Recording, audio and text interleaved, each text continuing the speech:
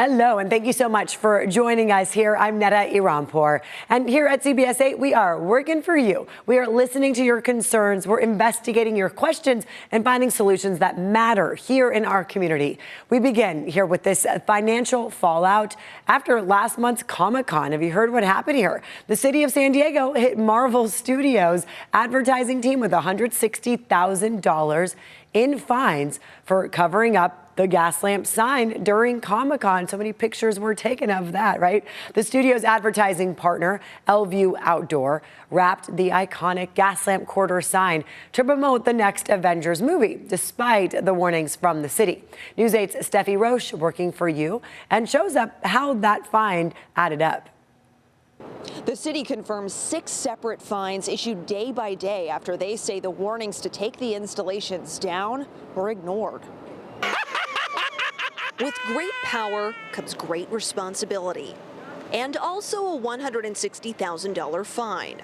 See, I'm more of a DC guy than a Marvel guy, so I'm going to go with San Diego on this. Dallas resident Dev Horn just might be the city of San Diego's sidekick on this issue. City officials tell us they first warned Marvel's contractor that no installations could be added to the sign. When they saw the installation underway anyway, they once again told the contractor to remove it. But the city claims the installation continued, so the fines started stacking up day by day.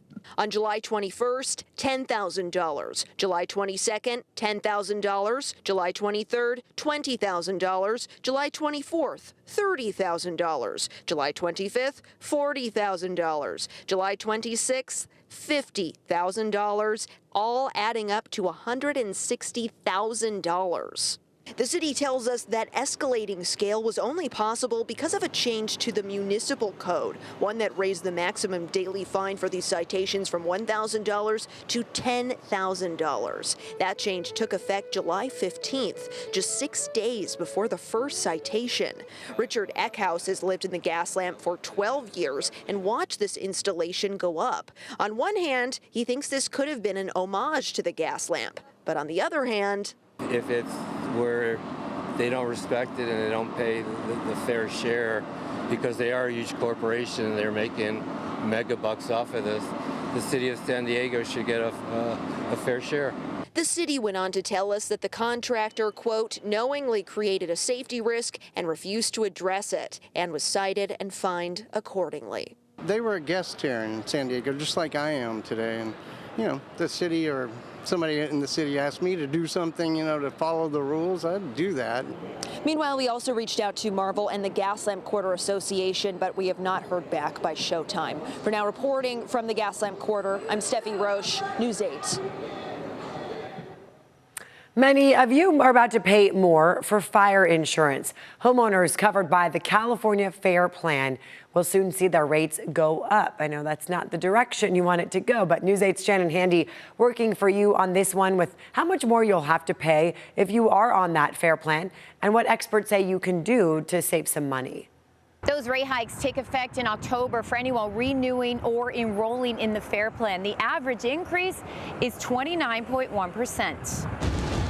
As California's wildfire risk continues to grow, so do insurance costs. California FAIR Plan has just gotten approval to increase their rates on average of 29.1%. And what that means by average is some people could see 50 or 60, some might see a decrease. It's all over the place. Carl Sussman is an insurance agency owner and industry expert. He says while rate hikes are never welcome news, there is a silver lining. When this happens, which is in October, when the rates actually are impacted, the insurance market, the private industry, is really coming racing back. So people have options that they can actually leave the FAIR Plan and go and get coverage with normal insurance companies that weren't available last year or even last month. The California FAIR Plan is the state's insurer of last resort. It was created to provide basic fire coverage for homes that can't find insurance on the private market.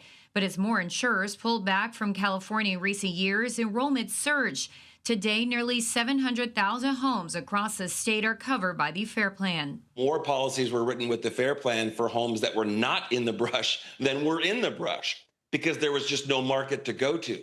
But now, finally, fortunately, the industry has come back with the new regulations that the Department of Insurance has put out. Sussman explained those regulations are part of Insurance Commissioner Ricardo Lara's sustainable insurance strategy. The changes give insurers more flexibility to price risk in exchange for writing more policies. And because more companies are re-entering the market, they're offering more competitive pricing than before. His advice, shop around. There is going to be a lot more competition for their business with the private insurance sector. If you're with the FAIR plan, it's almost a given. If you go to a private company, you are going to be paying less and getting more. Another way to save? Fire harden your home. New rules allow insurers to offer larger discounts for homeowners who take steps to reduce fire risk. We're seeing significant discounts that carriers are offering if you do these things that will make your home less likely to burn. Working for you, Shanna Handy, News 8. And of course, those things could protect your home as it is. A new blueprint could reshape San Diego neighborhoods for the next 30 years. The city wants to open the door to tens of thousands of new homes in places like Kensington, Normal Heights, City Heights, and around that area. The first rewrite of the Mid-City Communities Plan in 25 years. But not everyone wants that many new neighbors. Richard Allen working for you and shows us what's in this draft plan and how to make your voice heard before it's all final. It's going to affect Mid-City, but it's going to affect San Diego overall. The newly released Mid-City Communities Plan update envisions the capacity for 30,000 new homes, including townhomes, cottages, and other small-scale housing over the next 30 years, bringing in as many as 89,000 additional residents to Mid-City over that time. We're going to need to change our culture a bit to be able to facilitate and welcome those folks in.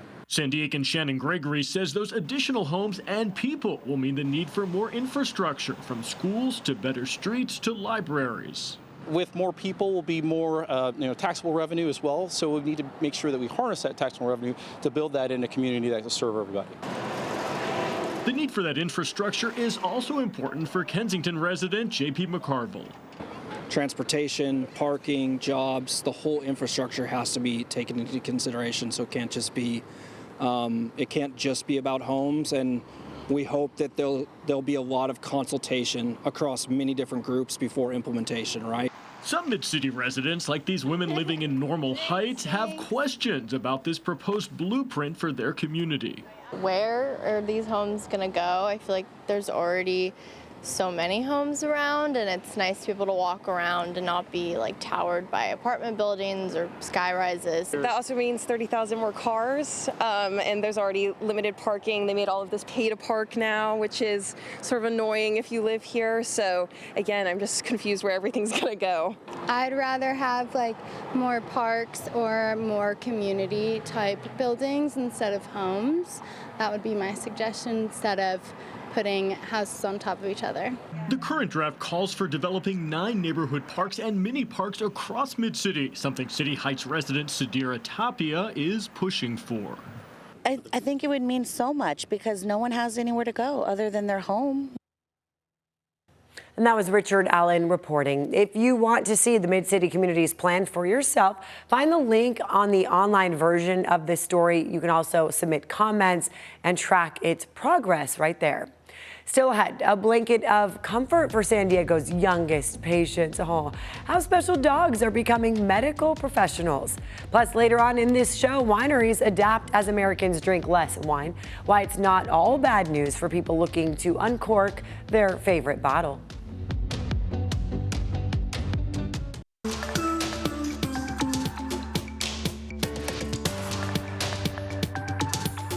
A special partnership at Rady Children's Hospital could change how young patients heal. News 8 is now in its 3rd year helping the hospital launch its resident canine therapy program.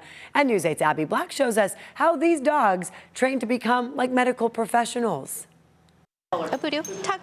Come on, buddy. You got it, buddy. Come on. Come on, tug. Come on, buddy.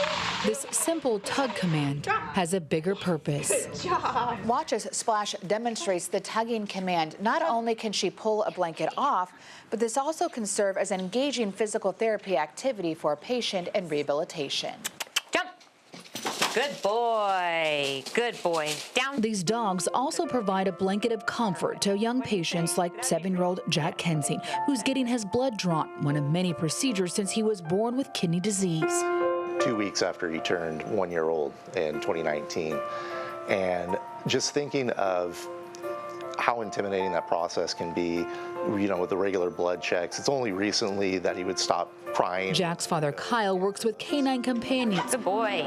Nice. And believes a resident dog could transform his son's experience. Having that extra little companion, there with him, with a service dog or facility dog from Canine Companions. I just imagine how much smoother and easier that would make the process for him. This can be used for physical therapy. That's why CBS 8 is working for kids to launch the first professional resident canine therapy program at Rady Children's Hospital, serving nearly 300 pediatric patients each year. Let's go. While Canine Companions provides the facility dogs at no cost, the program continues to require significant funding to launch and sustain. Insurance doesn't cover this, so it's fully funded through donations. This is CBS 8's third year partnering with Rady Children's Hospital for the Working for Kids Give-a-thon. Because of the donations you've raised the last 2 years, they've hired 3 child life specialists as handlers and are training 2 dogs, hoping to be ready by the end of the year. But they need more money to sustain the program, hire more handlers, and bring in more dogs to care for patients across more units. It takes the community coming together and deciding that we need a program like this to be able to start and sustain an important program that will really help our kids. These are not your typical therapy dogs. You can do this for like deep pressure regulation, or if you need to check their ears if they're not able to, lean down. They come from Canine Companions in Oceanside, where training manager Chuck Dickinson says, "Good job, buddy." They start training at 8 weeks old with foster families, getting used to all the sights and sounds. Yes, good boy. At about 2 years old, the golden retrievers and labs go through 6 to 9 months of professional training to adapt to any situation. Wheelchairs, walkers, medical tubes, even fire alarms like the one that went off during our interview. It's a highly emotional, stressful situation. So the dogs need to be patient. They need to be calm. Want to meet my dog? I would love to meet your dog. Okay. Studies show these facility dogs lower anxiety and depression. They're not just visitors, they're part of the medical team. Tio, shake. Not only are they just working for one individual, they could see several hundred individuals a week. They could see up to 5 to 10 people a day, maybe more depending on the facility. Dickinson says that he's seen the magic happen, like with one young patient who refused to get out of bed for physical therapy. And I said, wouldn't it be cool if she knocked the cone over and the dog picked it up, gave it back to her so she could do it again? And within minutes, it changed her total emotional output, that she wanted to kick the cone over again and again. You stay on that side? For families like the Kensings, that hope could change everything. You're a pretty good dog handler, mister. Your donation can make this a reality. A dog really does bring just a different level of connection. Having that in a scary situation or a potentially stressful situation, it's remarkable the kind of power that could have. Working for Kids, Abby Black, CBS 8.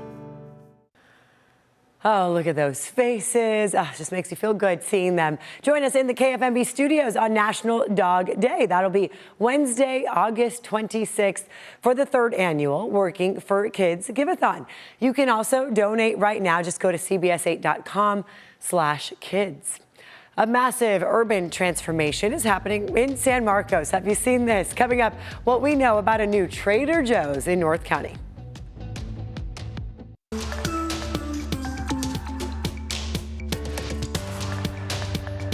Welcome back here to our Working for You special. A massive mixed-use development in North County, adding a big-name grocery store. Yeah, you've heard of Trader Joe's, right? Well, Trader Joe's announced plans to open a location in San Marcos' North City, as it's called. And News 8's Abby Black working for you to bring us the latest on this popular grocery store. We're in North City, a new multi-use development in San Marcos. You have apartments, restaurants, coffee shops, workplaces, and now a Trader Joe's is moving to the neighborhood. Let's go find out where they'll be opening the storefront in North City and all the buzz around it. San Marcos' new downtown is taking shape right next to Cal State San Marcos. It's called North City, a $1 billion development that opened a few years ago. Now it's like so fun to have kids and we get to explore, and there's so much fun stuff going in. It's been quite the buzz for many families and college students, and the developer says there's more coming. New retail, dining, paddle courts, and a 2-acre community park. The next chapter for the growing neighborhood, but right now it's all about the new neighbor. I literally was just with my friend getting coffee, and I told her there's a Trader Joe's coming. I heard about it. I don't know if it's real, but I think it is, and we're excited. Ellie Glade heard right. North City developer Seabreeze Properties and Trader Joe's confirms the grocer's moving in. So I could honestly probably walk if I wanted to, and I'm going to be there every day.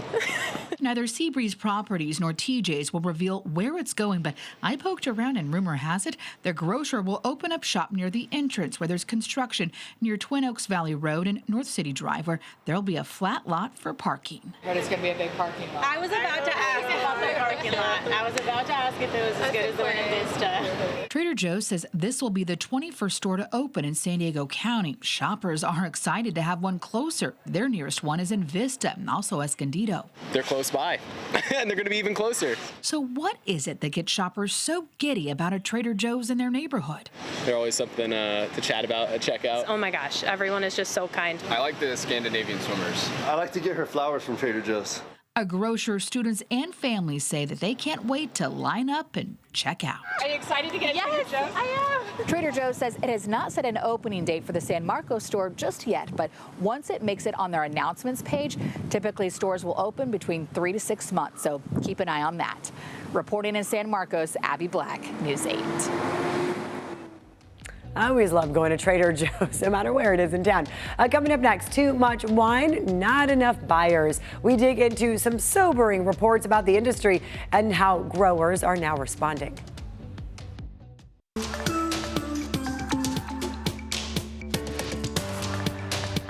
Welcome back. More than half of Californians do not become homeowners until they're 47 years old. This is according to the Public Policy Institute of California. For the rest of the country, the report found the average adult buys their first home by the age of 36. Yeah, a lot higher in California. The homeownership rate in California is also lower than the rest of the country. 56% homeowners compared to 66%. This report says only New York had a lower rate, not far behind at 54%. The wine industry now facing its toughest stretch in decades. In fact, some wineries are destroying grapevines because sales have fallen so sharply. But there is a silver lining for people who still want to uncork a nice bottle. Here's News 8's Alex Lai digging into why the industry is struggling. A glass of wine used to be a dinner table staple, but times and trends have changed, and right now wine sales are so low, some wineries are burning down their vineyards. San Diego Wine and Beer Company is seeing the effects firsthand. Overall, the industry is definitely having its most difficult and most depressed time since I've been doing this for the last 30 years. There's no doubt about it. It's actually our wine of the month. Owner Matt Frankie says high-end bottles are especially slow to move and believes a generational shift is part of the reason. Customers that have fueled the wine industry for the last 40 to 50 years are now going in their 70s, 80s, and 90s. And then we have this other generation that's kind of held back a little bit as far as alcohol consumption. According to Impact Data Bank, U.S. wine sales fell below 300 million cases last year, down from a peak of 344 million just 5 years ago. It's the first time sales have dropped that low in 2 decades. Worldwide, wine consumption fell another 2.7% last year, according to the International Organization of Vine and Wine. The issues are global. Agricultural economics professor Dan Sumner says the biggest factor is simple. People are drinking less alcohol, especially young people. He says health concerns and less alcohol abuse are part of that shift. Nutritional healthiness is something that, at least in some parts of the population, seems to be here to stay. So that's good news, even if the industry has to adjust a bit. And for California wine growers, Sumner says the problem isn't tariffs, it's demand. Canadians are drinking less and buying less California wine. About 40% of all the bottled wine exports from California went to Canada. Wineries worldwide are now trying to match supply with demand, including by burning and ripping out vineyards. Very painful fix in the sense of, you've got this vineyard, it could be productive for another 10 or 20 years, and you're ripping out vines, trying to figure out what you plant next. But as wineries try to clear out inventory, shoppers are getting some serious deals. It's sad for sure, but it is definitely the silver lining for the consumer. This bottle retailed for $185 at the winery, but San Diego Wine and Beer Company will sell it for just $29.99. And while the industry is going through a rough patch, Frankie believes wine will make a comeback. I really truly believe the pendulum is going to swing back eventually. Alex Lai, News 8. Interesting to see what's happening there. And that is going to do it for us. So glad you joined us here. I'm Netta Irampur. And remember, if there's something you want us to look into, email us right there on your screen, working for you at cbs8.com. Have a great day.